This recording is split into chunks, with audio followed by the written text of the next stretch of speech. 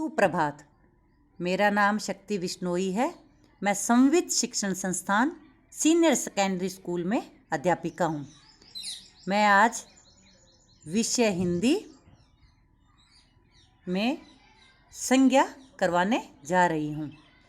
संज्ञा की परिभाषा: किसी जाति, द्रव्य, गुण, भाव, व्यक्ति, स्थान और क्रिया आदि के नाम को संज्ञा कहते हैं। जैसे पशु, जाति, सुंदरता, गुण, व्यथा, भाव, मोहन, व्यक्ति, दिल्ली, स्थान, मारना, क्रिया। अब इसमें हम इसको और अच्छे से समझेंगे। जैसे पशु में अलग अलग प्रकार की जातियाँ, जैसे घोड़ा, ऊंट, बकरी, ये सब जाति हो गई, तो ये हो गया जातिवाचक संज्ञा।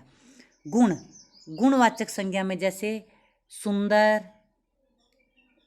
ईमानदार, ये सब अलग अलग प्रकार के गुण हैं, तो ये हो गई गुणवाचक संज्ञा। भाव में व्यक्ति के भाव आ जाते हैं, जैसे क्रोध का, व्यथा का, तो इस प्रकार से ये हो गया भाववाचक संज्ञा। मोहन, सोहन, राम, श्याम, ये सब व्यक्तियों के नाम, तो ये हो गया व्यक्तिवाचक संज्ञा। दिल्ली, जयपुर, उदयपुर, ये सब हो गए स्थान, तो ये हो गया स्थानवाचक संज्ञा। मारना, दौड़ना, भागना, ये सब हो गई क्रियाएं, तो ये हो गया क्रिया। अब हम करेंगे संज्ञा के भेद या संज्ञा के प्रकार। संज्ञा 5 प्रकार की होती है। नंबर 1 व्यक्तिवाचक संज्ञा, नंबर 2 जातिवाचक संज्ञा, नंबर 3 भाववाचक संज्ञा, नंबर 4 समूहवाचक संज्ञा, नंबर 5 द्रव्यवाचक संज्ञा। अब हम करेंगे नंबर 1 व्यक्तिवाचक संज्ञा। जिन शब्दों से किसी विशेष व्यक्ति, स्थान अथवा वस्तु के नाम का बोध हो, उसे व्यक्तिवाचक संज्ञा कहते हैं। जैसे जयपुर, दिल्ली, भारत, रामायण, अमेरिका, राम इत्यादि। अब हम करेंगे नंबर 2 जातिवाचक संज्ञा।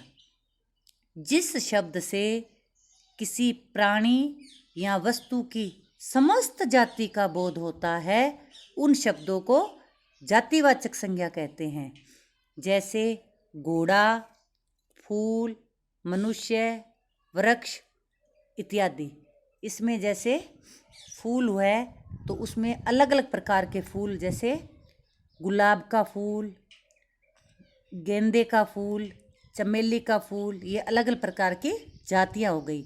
वृक्ष जैसे आम का पेड़, केले का पेड़, इस प्रकार से अलग अलग प्रकार के वृक्ष हो गए, तो इसे हम जातिवाचक संज्ञा कहेंगे। नंबर 3 भाववाचक संज्ञा, जिसमें जिस संज्ञा शब्द से पदार्थों की अवस्था, गुण, दोष, भाव या दशा, धर्म आदि का बोध हो, उसे भाववाचक संज्ञा कहते हैं। जैसे बुढ़ापा, मिठास, बचपन, मोटापा, चढ़ाई, थकावट आदि, ये सब अब व्यक्ति के भाव होते हैं, इसलिए इसे भाववाचक संज्ञा कहते हैं। अब हम करेंगे नंबर 4 समूहवाचक संज्ञा। समूहवाचक संज्ञा, जब किसी संज्ञा शब्द से किसी व्यक्ति या वस्तु के समूह का बोध होता है, उसे समूहवाचक संज्ञा कहते हैं।